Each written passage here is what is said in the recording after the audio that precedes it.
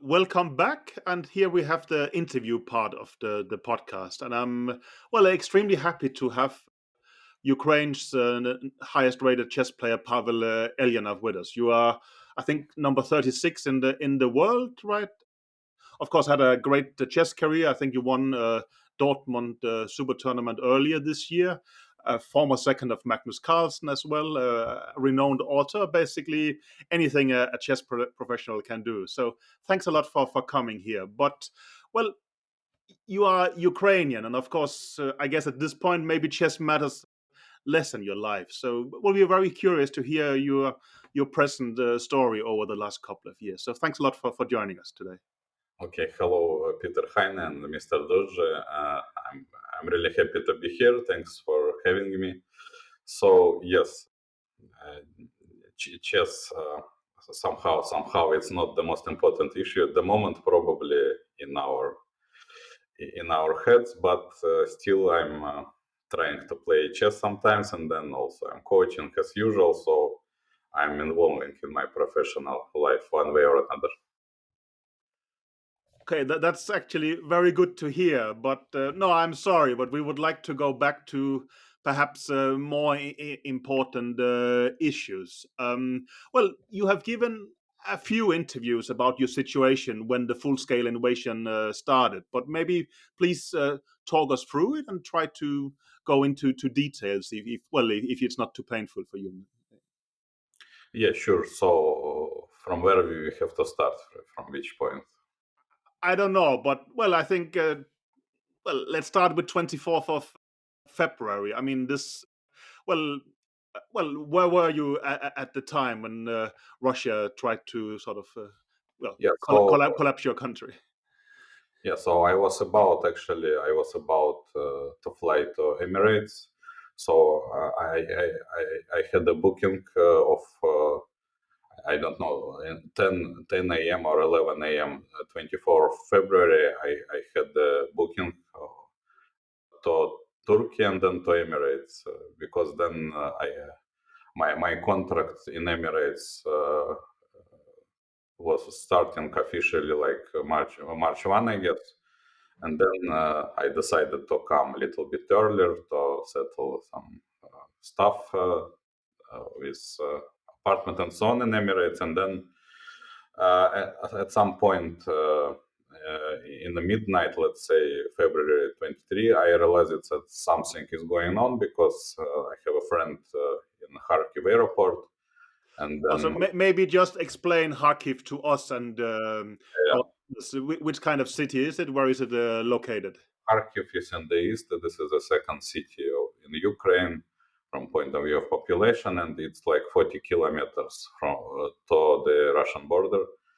So and yes, many people are asking me how are you living like 9 years.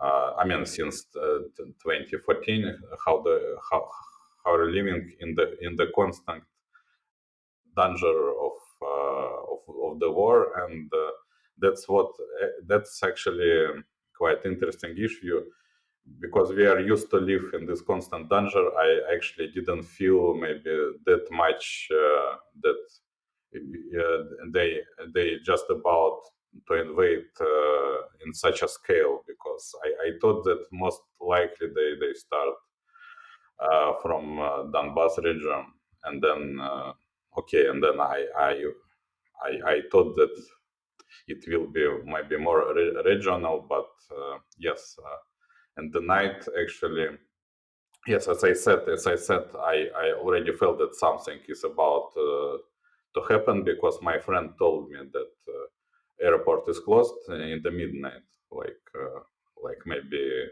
12 hours before my flight, and then I started to check my options, what I can do. Maybe I have to go, I mean, to the west and try to check. I mean, West I of have, Ukraine. yes, the west of Ukraine, and I have to say also that Ukraine is quite big and it's at least 1,000 kilometers to go. So I decided to start whether I can find another airport, but then I realized it just to go sleep, and then I woke up just like, I don't know, maybe 20 minutes before shelling started, and then I decided to check in the news, and then I I found some live coverage of Putin. Then he is starting special operation and so on. When And you say shelling started, maybe just explain. I mean, what does shelling mean? Which kind of effect did it have on the city? it's shelling. I was looking in the window, and I was hearing, and I saw the shelling just nearby somewhere. And yeah, and that's actually okay. I just decided to move to my mother house to be together, and at some point we left to the west of the country. At first we went to Lviv, and then to another point to Mukachevo. And yeah, so it was of course very stressful. I lost a lot of weight immediately, like maybe like I didn't want to eat maybe 1 week at all. I couldn't eat. It was really stressful, and the most stressful moment probably in my life was that because first I left by myself, and my mother and my daughter, she decided to stay for some time in Kharkiv because it was not clear. It was also very dangerous uh, to use trains because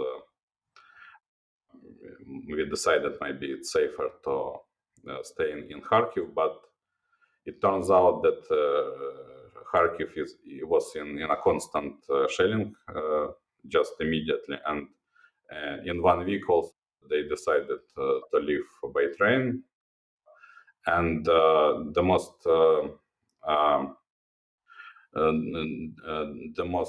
hardest, the toughest moment was they were in Kiev, and for some stop. They came from Kharkiv via Kiev to Lviv, and then the rocket hit maybe just a few hundred meters from their train. So that's, and I was constantly monitoring during the night what's going on, and I saw the news that Kiev under constant shelling, and of course it was very stressful moments. And I was all the time I was trying to call them, and then at some point it was a big relief, of course, when I managed to talk with my mother. So basically, I left very early to the west of Ukraine because also I thought that maybe I can cross the border because it was not clear about the rules.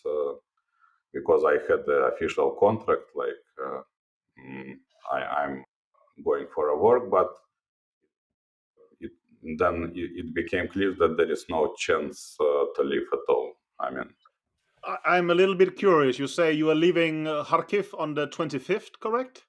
And traveling to the west. But yeah, I mean, how does one travel through a country like this? I mean, if I remember the geography correctly, Kiev is sort of in the middle. You basically must have been traveling through a massive war zone. I mean, yeah, does logistics work? Did you go by car? Does you sound like trains actually functions? But if yeah. literally millions is trying to move themselves, the train system cannot absorb that. I mean, must it be complete chaos? Yes, actually, in the very beginning, it was easier because the people were shocked, maybe, and the people were unable to decide what to do, probably. And I took the train without much effort, actually. Okay. And in 1 week after, it was already much more difficult. And yeah, You, so but you sound calm about it. I mean, did you just pack your suitcases? But did you think that, I mean, you are describing Kharkiv under shelling, which is basically, well, artillery firing at the city, right? I mean, well, you could not know if your house will stand there when you're back. Did you bring all your stuff? How does one react in such situations? Actually, I decided it was almost last minute decision because also maybe Moshe Slav from Israel, the captain of my club of Ashdod, he said that he will also try to help me via some organizations, and then also I decided to give it a try. In the very last moment, I read. I read that there is some special train, and in 1 hour before leaving, I just decided to pack what I can, and then just to leave in the very last moment, because then I thought that it would be unclear. Of course, it's like it was like I how to say I was like it was absolutely random decision because I was unable to calculate what are my chances. I decided to make it like intuitive decision, but I was regretting, of course, that I didn't took my daughter and my mother. But my mother, she refused simply to come, and then okay, I and fortunately he decided to come 1 week later. So, and I was regretting a lot, of course, because I left alone uh, uh, without my closest people, which I love the most. So basically, it was quite a difficult decision for me. But yes, of course, I was really happy when they came to the West. Yeah. So your mother didn't want to leave. Do you think it was because she like didn't really believe how serious things were? Did she think it was just like a short term thing and it would all like blow over in a few days or Actually, she's a kind of person that she loves to stay at home. I mean, older people are used to live in the same place very often, Mhm. and I actually I know a lot of like parents of my friends, and many of them are staying in Kharkiv. I mean, throughout the time. I mean, no, like I don't know. For instance, my Senka father. So many people are staying in Kharkiv, and actually many people are uh, returned back actually also, because now of course it's much more safer than in, let's say, in the first few months. Yeah, because I mean that's one of the things I always find. Like I remember like early on in the war, Mikhailo Alexienko told this story about how he had to leave with like I think he had two cars full of people, and it was like a mixture of children and like his I think it Mhm. was his parents and his in laws. So it was like a full set of quite old people, and I Mhm. just imagined like how difficult it would be trying to convince my grandparents that they had Mhm. to leave their home Yeah, because they would absolutely say no. They'd be like, "No, this will things will work out. We're not leaving. This is where we've lived for 50 yeah, years or whatever." And I just thought that must be one of the hardest things because it's just very like dealing with people on like that individual level where you're having to like I've gone on a long trip before with my in-laws where we drove from the UK to Sweden, and that takes several days. It's a very long journey, but it was you know just driving, and that was quite stressful because it was a big deal. It was a long journey. They were kind of older, but I just can only imagine how difficult it would be if you're trying to do that kind of journey under those circumstances where there is like real danger and real pressure to escape. Yeah, I can only imagine how difficult that would be. yeah. So basically, and then uh, at some point, fortunately, we were able to leave, and then altogether we left to Emirates. to the safety. And then yes, that's basically a short story of this period. And then I was working in Emirates for 1 year. I was working in Sharjah Chess Club with only student Salim Saleh. So it was quite interesting experience, and yes, very nice, and but also different country. And also yes, also I'm grateful for the people who, I mean, anyway, I was late, like almost 1 month according to my contract, but I was able to come and to start my work. I mean, so basically, basically, it was quite interesting time, and But you were actually able to focus on your work there. That sounds almost insane, but maybe it was a good way to escape from realities. Chess is perhaps a nice thing to think about when other things are too painful. Or yes, how we all know that chess is a perfect drug, yeah. yeah.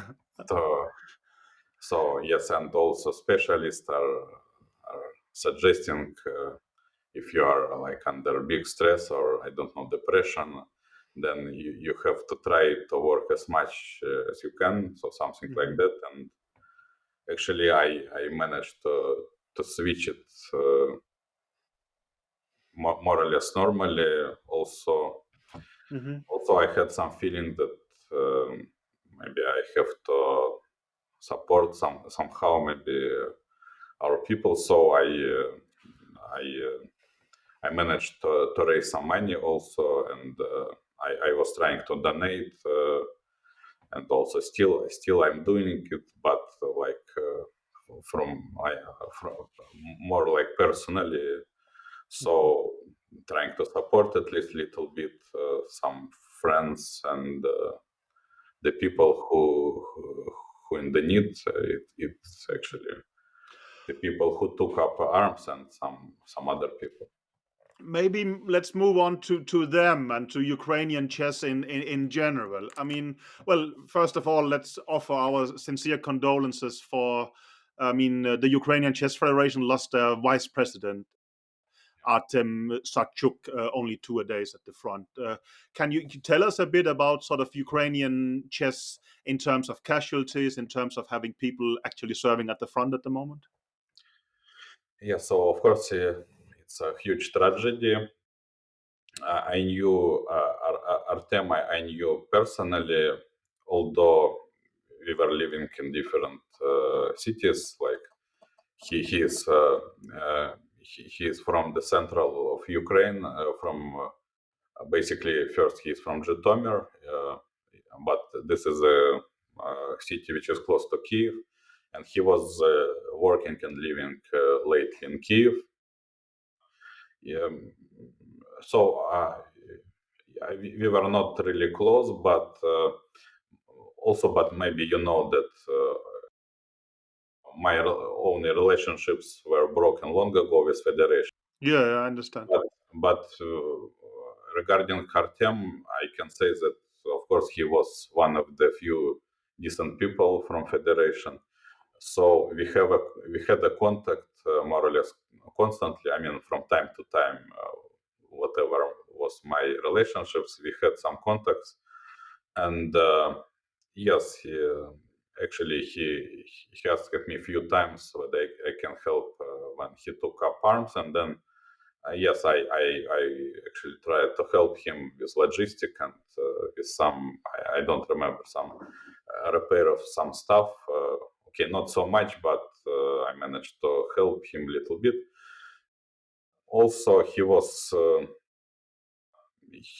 in this federation. He was kind of efficient manager, a young one, because he was I think he had at least two occupations. He was a lawyer and accountant, and I think he was a really talented person, very well educated and very interesting one.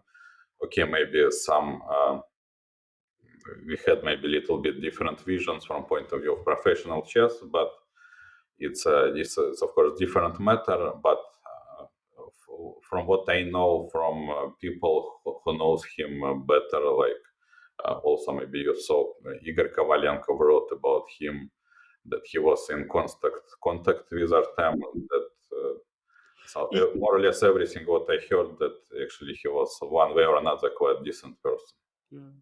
I had the pleasure to speak with him once, sort of online when he was actually at some forest near the front, and about chess politics, and he made a very good impression. But I'm also thinking, in, let's say, more in general. I mean, there is quite several, or is it only Kovalenko right now who's at the front? But there is quite some, is my impression, and No, also, no, yeah. there are more people from chess community. Yes, what I can about it's well known also about Grandmaster Georgy Timoshenko. Also, another good person from Federation, Anatoly Yavorsky, who is a chess journalist. He is also decent player on of amateur level. He is normally responsible for public relations in the federation, and also we are in contact from time to time.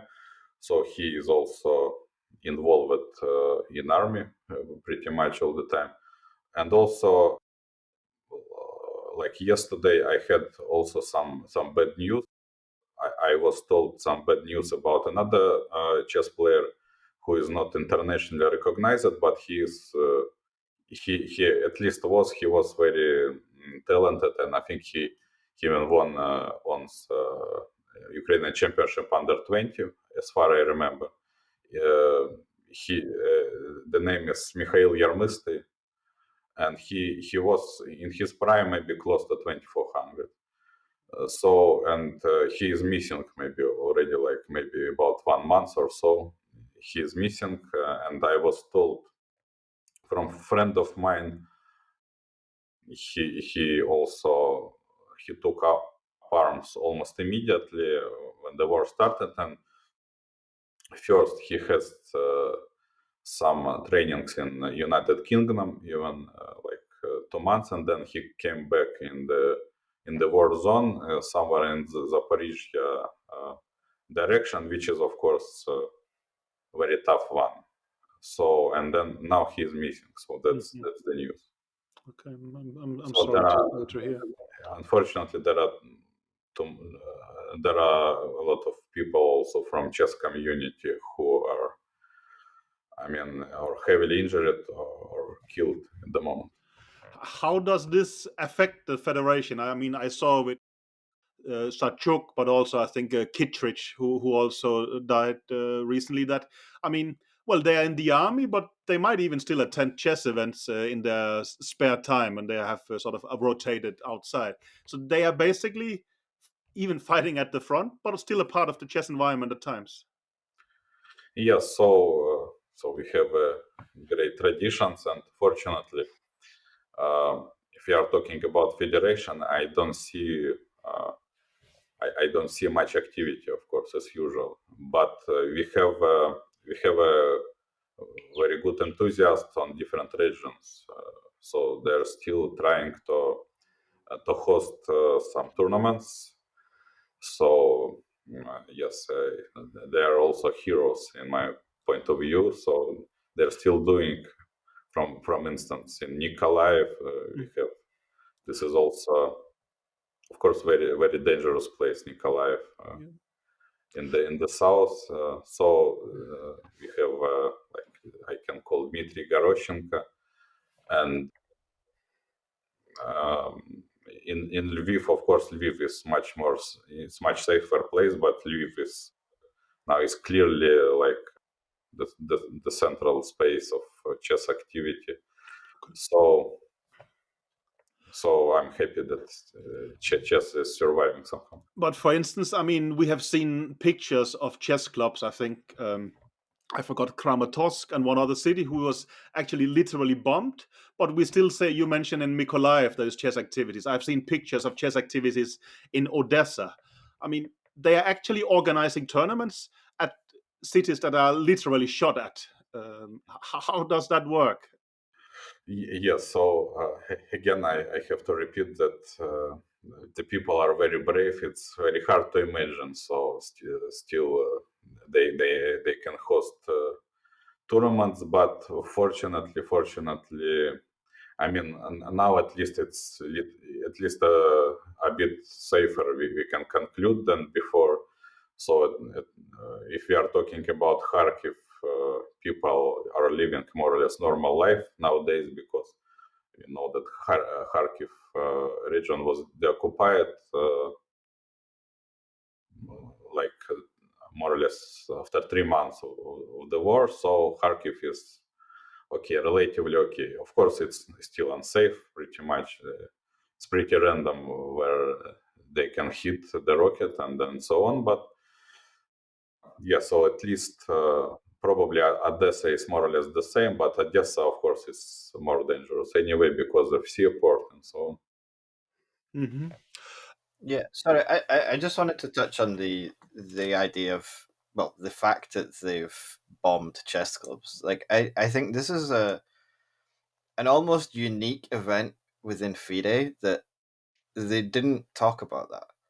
And I feel like if a chess club was destroyed under any other context, like, if this was a terrorist attack in the West, for example, like this, FIDE wouldn't be able to talk about anything else. The chess world wouldn't be able to talk about anything else because it's an insane thing to happen.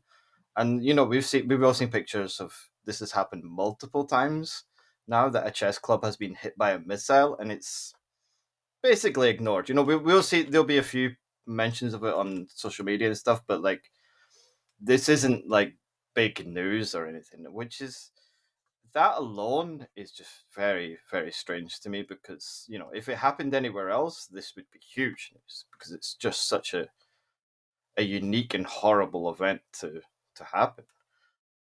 Yeah, of course, but also I didn't see anything about Artem Sachuk, for instance, because he's quite a big figure, like vice president of very very big federation, and I mean it's not nice from FIDE also.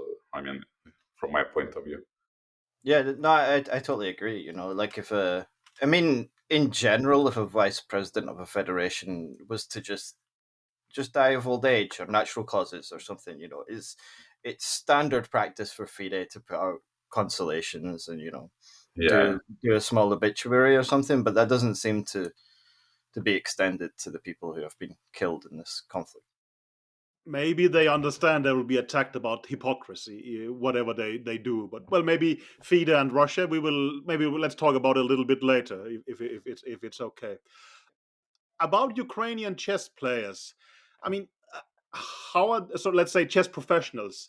I mean, how are you affected? Can you make a living? But also, do you have material damages? I mean, you said that your flat in Kharkiv is still standing there, but I think some has just lost considerable amounts of properties, right? I mean, how does people make a survive? yeah. So yes, fortunately, yeah. Also, my mother's flat is also standing, although I mean it's ninth floor building. And some actually I was told that some windows were damaged, but fortunately not my mother's apartment. So yeah, so basically also I was lucky that also my building is also standing because there are some there were of course very heavy shelling just nearby. For instance, the club, like gym club where I was visiting, like maybe 500 meters away from home. It was even airstrike at some point. It's not simple artillery, but they just it was bombed from aircraft. It's of course heavy bombing. A different story. So and many other places close to my building also. So yes, okay, I heard that. For instance, Anton Korobov's apartment were heavily damaged, and of course, I have some friends, not only from chess world, that of course also some of them are almost lost apartments and so on. So at some point, yeah, the number was like about 30% of buildings were damaged in Kharkiv, something like that at some point. I guess now, well, everybody tries to survive on an individual basis, and that's of course extremely logical and reasonable. But how do you see it leaves Ukrainian chess in the future? I mean, well, let's say, well, you were lost perhaps for Ukrainian chess already, but Shevchenko changed to Romania. A lot of players is going abroad. Also, we see infrastructure being destroyed. I mean, will well, I understand, of course, it matters much more that the country survives, but Ukrainian chess, is it gonna survive? Okay, it's actually quite tough question because now, Sorry. yes, of course, the war is ongoing, and I mean the typical common opinion that it's not the time for chess at all, like for professional chess. But the point is that even before the war, I mean, at least a few years before, it was like, in my opinion, the professional chess were collapsing constantly, and that's why at some point I broke in relationships, and then I quit the national team also. And then I mean, now we are experiencing that. I mean, it's really collapsing. I mean, it's not overstatement at all, because dozens of uh, first of all, young talents were left simply. Many are playing for different federations, and of course, the most painful loss, of course, Kirill Shevchenko. At some point, when I found out that he is leaving, okay, I'm not responsible of telling inside stories how it happened, but I heard it was also fault of federation, and to some extent at least. And I just decided, okay, probably I will not play anymore for sure, because I had some hopes. Maybe I will come back. I don't want to change the federation, because I mean, federation itself maybe not great, but if you represent Ukraine, it's an honor in any case. And so I don't know what else to say. So also the last news that our team didn't didn't start in European Championship, was not present. You are defending champions, actually, right? Yeah, defending champions. It was not nice, of course. I mean, and yes, I don't see anytime soon that professional chess will be revealed in Ukraine, unfortunately.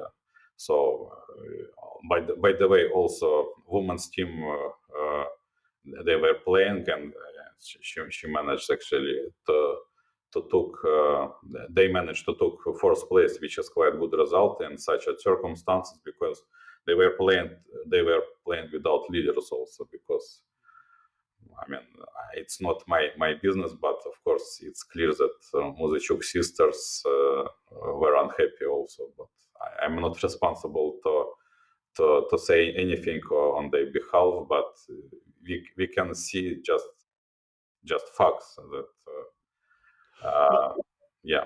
no, I think that was quite noticeable that before the full-scale invasion, there was already problems in Ukrainian chess. There was disagreements. Even, well, I was involved with it for FIDE elections, and I started to realize, okay, there is actually people who are not on very good terms. And of course, well, it must be difficult that, of course, you have the strong unity because of the full-scale invasion, but also there is old conflicts that doesn't go away like this. You are Yes, by mentioning. the way, it's another issue about election. Maybe you know clearly more than me, I guess.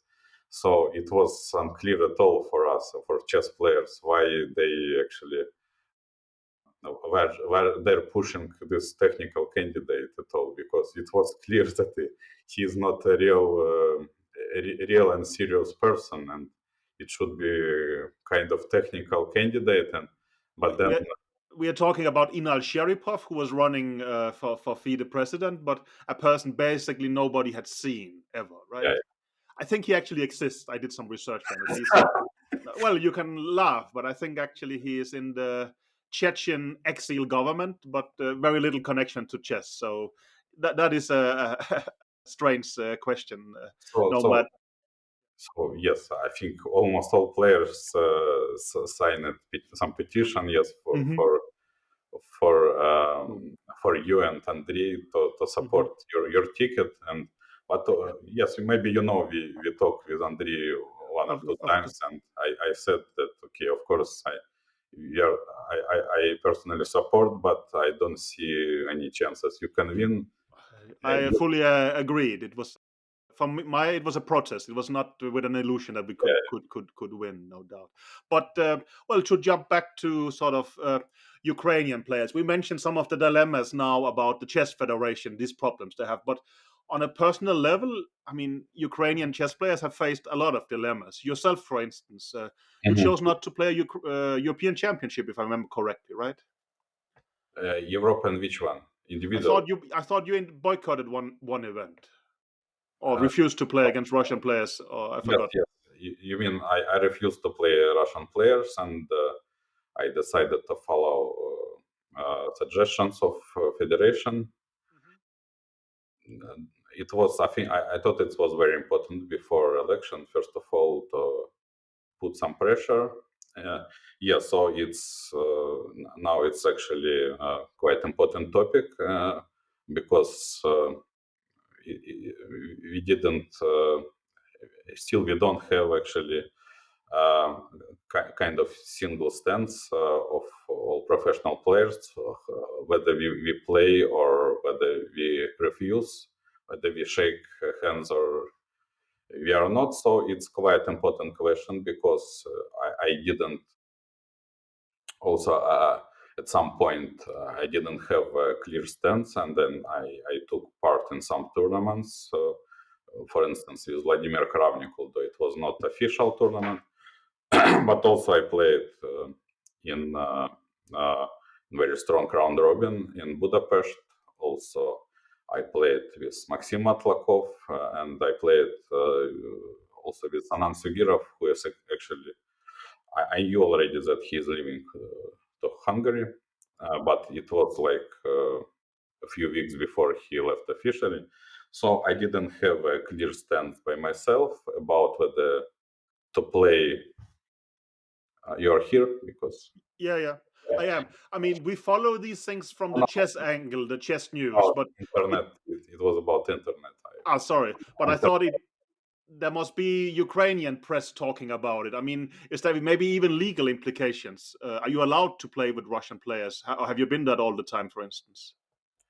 Yes, it's allowed. It's about suggestions from sport ministry, from federation as well. So it's about our personal decision actually. And at this point, I decided that, again, I don't want to talk about behalf of somebody else. Uh, at the moment, I decided that I think we have to play with Russians. In any case, there is no. If we are still professional, there is no choice. But we shouldn't shake the hand, because first of all, there are two issues. I mean, from my point of view. So first of all, they're using it heavily for Russian propaganda.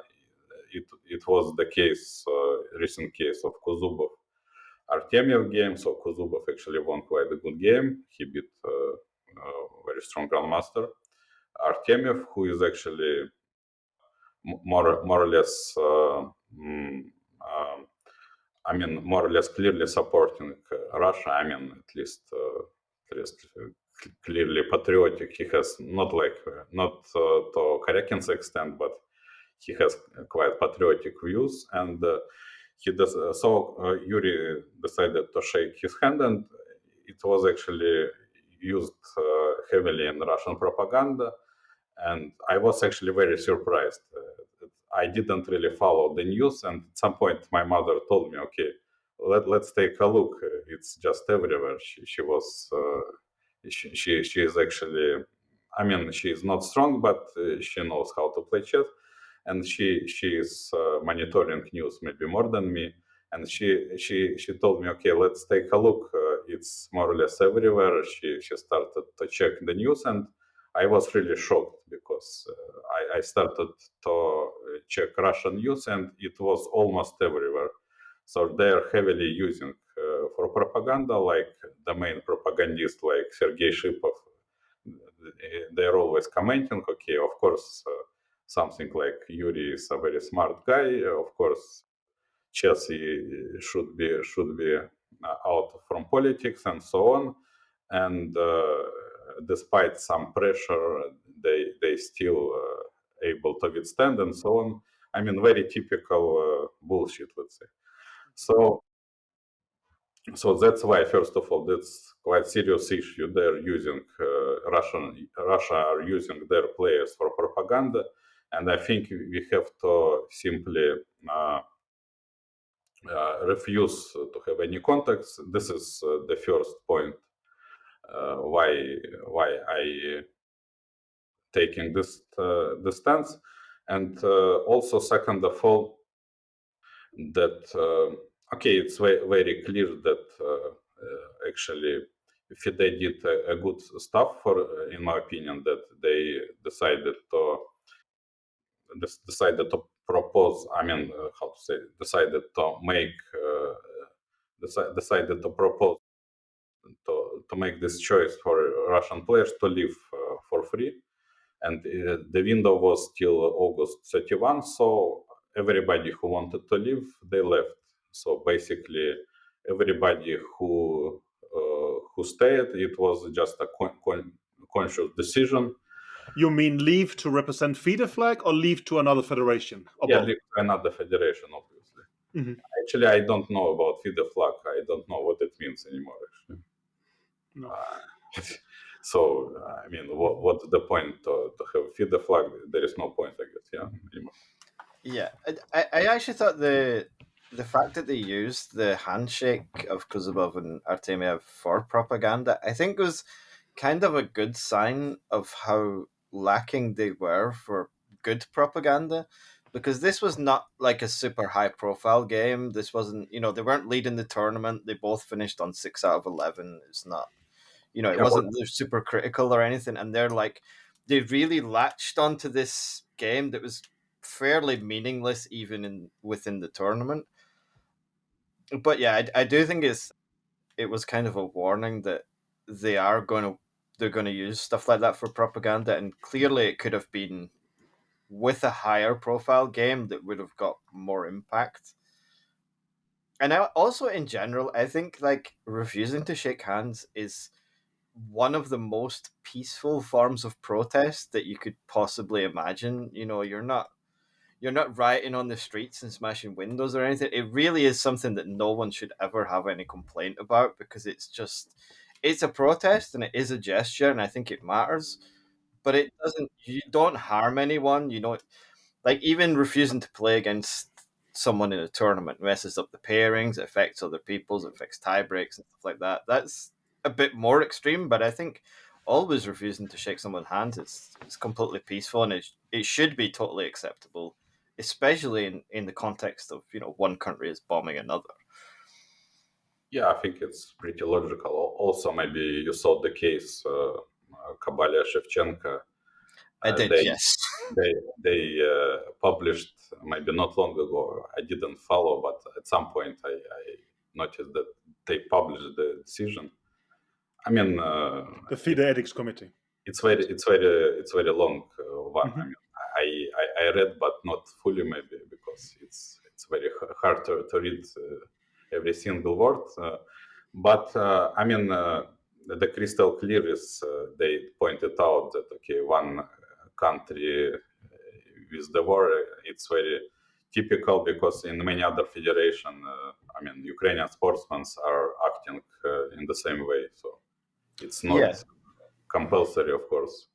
yeah, But and I think in a rare moment, I think we should give some praise to FIDE for their decision in that that complaint, because so for people who are not aware, what happened is that the European Championships, Kabalia and Shevchenko were paired. Kabalia was at the board. He offered his hand to shake hands with Shevchenko, and Shevchenko refused to shake his hand. They played the game. Shevchenko won, and then Kabalia lost. Well, first he made a complaint to the appeals committee, which was refused, and then he made a complaint to FIDE saying that he was distracted. And I thought that the FIDE's response, well, the ethics committee's response was very good, because they made it very clear that one of the reasons that Kirill had refused his handshake is, firstly, Kabalia is pretty close to the Kremlin and has kind of said some things on social media that are not particularly supportive of Ukraine in any way. But also that Kirill's family were very near a place that had been bombed the night before, and there were missiles falling near, I think, his brother and his mother, which Mhm. obviously affected his mindset the next day. And I think under those circumstances, it is completely acceptable to not shake someone's hand. And the other thing is the committee was also very, very critical of Kabalia's behavior afterwards, and made it very clear that he had been harassing them in emails and threatening them if he didn't get a decision that he wanted, that there would be consequences. Which I'm kind of surprised that the committee didn't sanction Kabalia based on the things that they said. But maybe there'll be another case at some point. Who but knows? these things being said, the verdict was that Shevchenko was guilty, and the rule says he has to shake his hands. He only got a warning, as far as I understand, right? Yeah, he only got a warning, and So in that was. principle, well, Pavel, you are saying you don't want to shake Russian players' hands, but that's against the rules, and you will be warned. I mean, will you just live with the consequences? No, but actually I was surprised at why it is warning, because it's not against the rule as far I know. Yeah, I think that yeah, you're right. It was very long and complicated. I think that the reasoning was that refusing to shake your opponent's hand is against the spirit of the rules, if even though it's not against the exact wording of the rules. But I feel like a warning was okay. Like there was no real consequences for a warning. Like nothing Yeah, will but happen as to far Kirill. I remember, it's written something like you can. It's not. It could be some other gesture, like not shake hands, but you can. I don't know, to do something else. I play Japanese chess. There, the culture is that you bow for your opponent, or you Yeah, nod, yeah, or something something like that. like that. Maybe you can do, but I mean, it's very strange rule. I mean, and I don't see the point. Uh, that's why I don't see the point behind this warning, because I mean, it's if it's not written. I mean, for a different culture, it actually means maybe just completely different stuff. For Yeah, I instance, mean, we also had like 2 years of COVID where no one really yeah, yeah, shook yeah, hands exactly. anyway. So But also, now we are discussing handshakes, but you have publicly stated that you think Russian chess players should be banned. I mean, debating if you should shake their hands is mild. What is your principal point? I mean, you would actually still want Russian players to be banned from all chess events? Yes, it's another complex question. For instance, yes, here I have no clear uh, clear opinion. Okay, first of all, I don't think since since they are not taking part in the team competition, this is already kind of decent way to kind of just let's say justified way to take a stance against Russian Federation in general. But about neutrality and so on, I don't know. Probably in official competition, at least they should not be banned. But for instance, I was also surprised that Nepa, who still represents Russia, he invited to a vacancy. So it was a little bit surprising. Although I have nothing personal against Nepa because he, by the way, having a clear anti-war stance.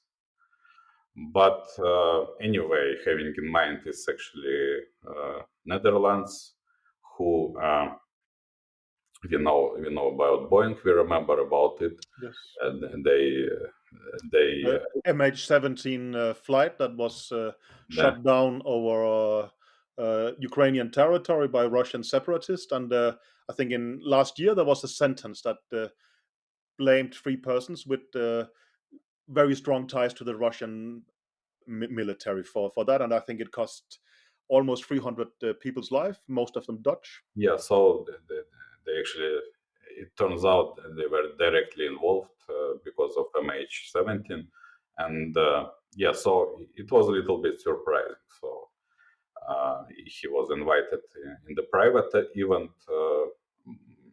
It's to my in my point of view, it's, as I said before, it's a conscious decision. If you are staying within Russian Chess Federation, then you have to accept something that your, first of all, your name will be used for propaganda.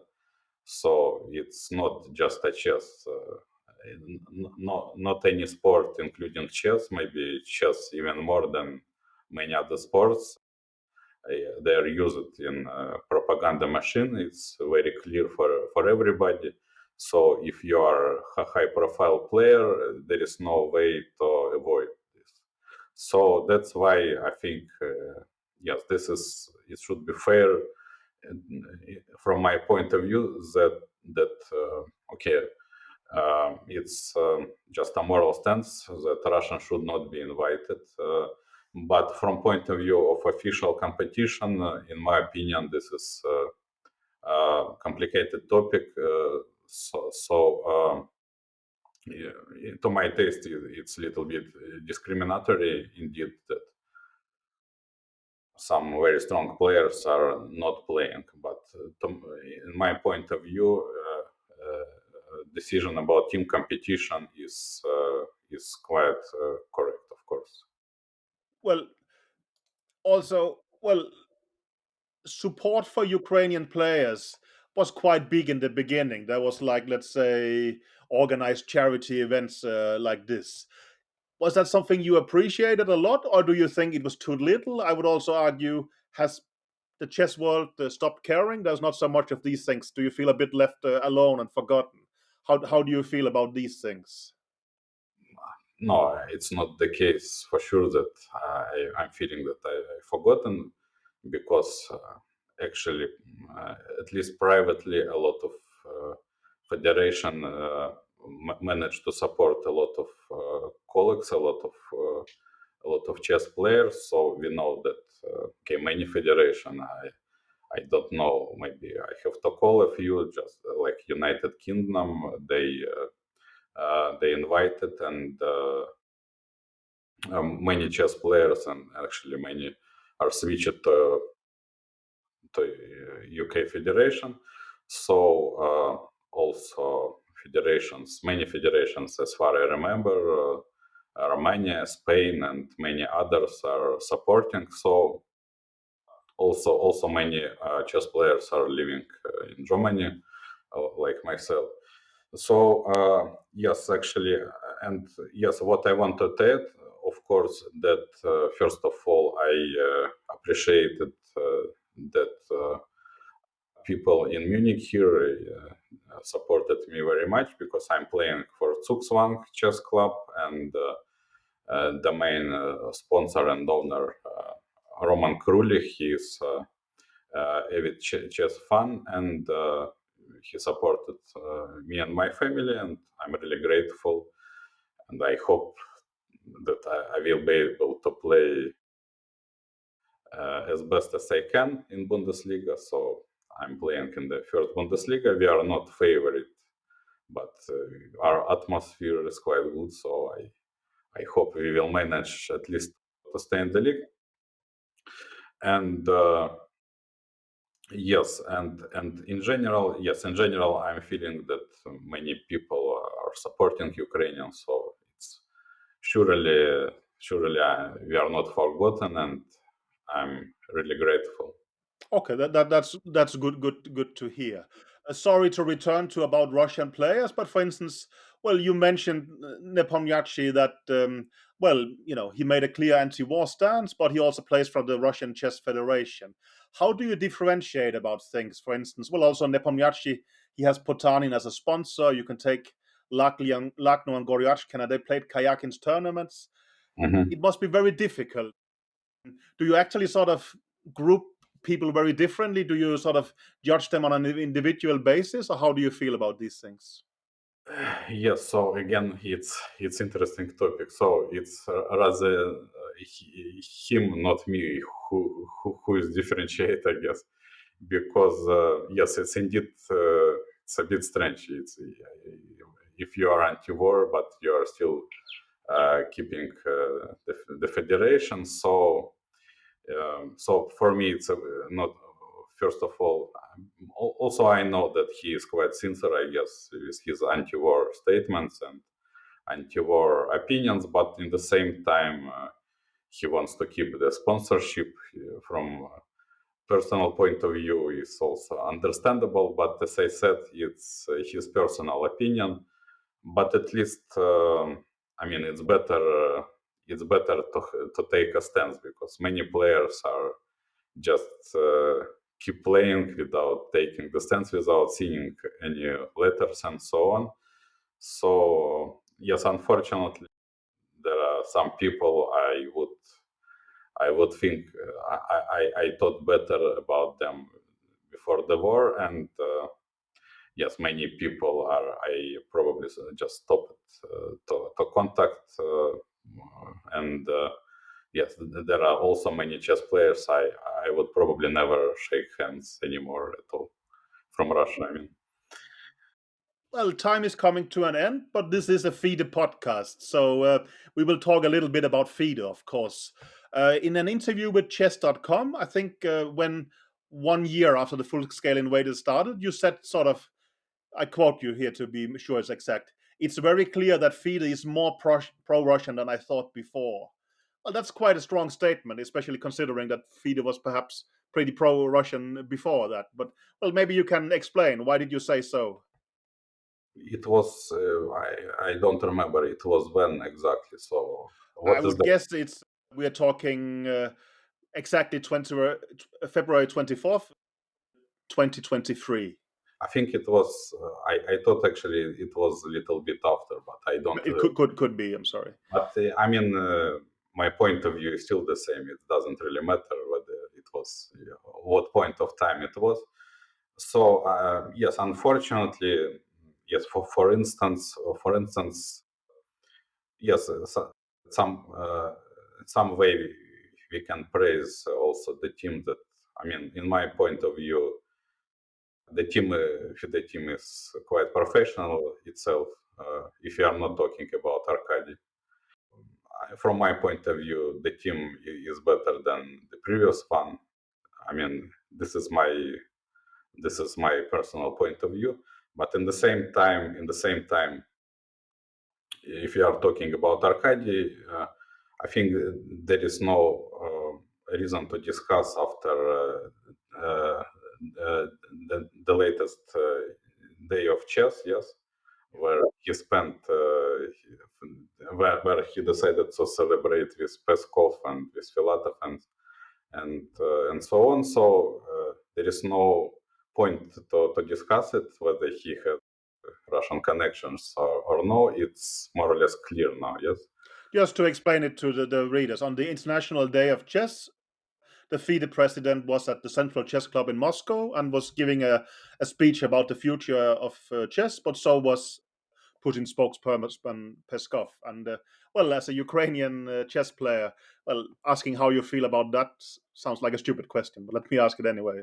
Yeah. So there is no point for me to discuss it. I mean, it's just clear that he is connected heavily to, Hmm. um, I don't know, to Russian government or whatever, how to He call it. was, Yeah, I don't know how to define. Yeah, he was previously at least yeah. I mean, my theory is that he is in charge of FIDE as a punishment for something, because he's gone from organizing the FIFA World Cup, which is such a huge event. I guess it's second in the world to the Olympics, but in terms of budget, it's like what we're $16 billion, something like that, to run in FIDE for a significantly smaller budget. But I think he's there to do a job. Like, I genuinely think that he's there to promote Russian interests, and I think you can see that very few of his actions are not directly beneficial towards Russian interests. Like, I don't think there's any doubt in what he's there for. And I think it will be interesting after the next election, because he's not allowed to stand for another term. It will be interesting to see who replaces him. But my suspicion is it will be someone with a very similar role. Hmm. Might be. I genuinely agree with Dodgy, but well, there is details, we can discuss them later. But I guess FIDE would argue, well, they did do some good things for Ukrainians, right? I mean, you got wildcards, there was support for veterans, even some support for players. Recently, they are doing some training for female players. You feel that this is too small, or you feel that they lack to, let's say, punish Russian players, or how do you see FIDE's role, or how they've been doing things? No, actually, as I said before about the team itself, so the good news, it's very diverse. Yes, so we can argue about what Dana is doing or what Emilio and so on, but uh, actually they were doing some good stuff. Actually, indeed, for Ukrainians at least. It's not me who has to judge, I guess, whether they can do more. Although, I mean, they're doing something at least. So it's, I mean, it means that, I mean, something good is happening anyway. Mhm. Okay.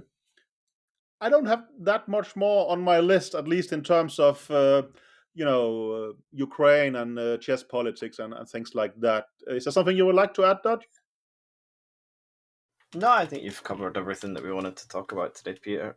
Pavel, I just wanted to ask, kind of, what's your near future like? What's your upcoming plans for tournaments, or do you have any other things that you're working on? Yeah, actually, I was invited now to a quite strong tournament in India. It will be in the middle of December. Uh, eight players round robin, and some strongest Indian players will take part. And yeah, I'm happy. I'm happy to play some high level chess. First of all, again, That's actually interesting news. Is Gukesh playing? yes, yes. So So he gets a second chance for the. I know that he's playing in London to earn this FIDE circuit points, but he will play this event. I mean, you mentioned 8 players. That is exactly enough to qualify for that, right? I'm not really sure what are the dates of London. So it will be just next to each other, I guess. Yeah. I think so. London Yeah, starts I more or think it less runs from the today. 1st until the 10th. Okay.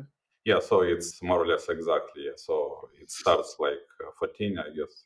Okay. Interesting. So it's probably, yes, indeed, kind of special tournament, another chance. Yeah, but I'm not actually really into it. I'm not counting points. That's probably before the tournament. I have a, I have to make some special preparation and count some points in Yeah. order to understand who are playing for what exactly. Yeah. What about publications? Will we see any books, online courses from you soon, or you're most focused on playing at the moment? Yes, I'm doing I'm not writing any books, but yes, I'm doing some courses. So also I'm involved in Offerspiel, Yeah, that's true. and also Magnus Carlsen's Norwegian chess club, and they are having training for 10 or 20 very talented young players, right? yeah. So yes, it's quite good service, and I'm enjoying really much, and also grateful for opportunity. Also, yes, about courses. Yes, I'm recording some Karakan, for instance. I managed to finish for modern chess service, and yeah, so I actually involved in professional life. So probably would like to play maybe a little bit more. We'll see maybe the next European individual championship also. So maybe to round it off, it sounds like on a personal level, professionally, and with your family, things are going fine. But I guess long term, I mean, you dream of relocating to Ukraine? Yes, it's also quite painful question. I mean, at some point I would love to indeed, but uh, like in near future, the next few years, I think I will stay in Europe. So that's my middle term plans at least. So, and we are living in such a world nowadays. I mean, also we are following news from the Middle East. Of course, I have many friends in Israel. So the world is unsafe at the moment, and I hope, I mean, for a better future in New Year at least. Well, we really hope these dreams will come true. But really, thanks a lot for coming to the podcast, and see you all next later. Yeah, thank you guys. Thanks a lot. All the best. Bye. Bye.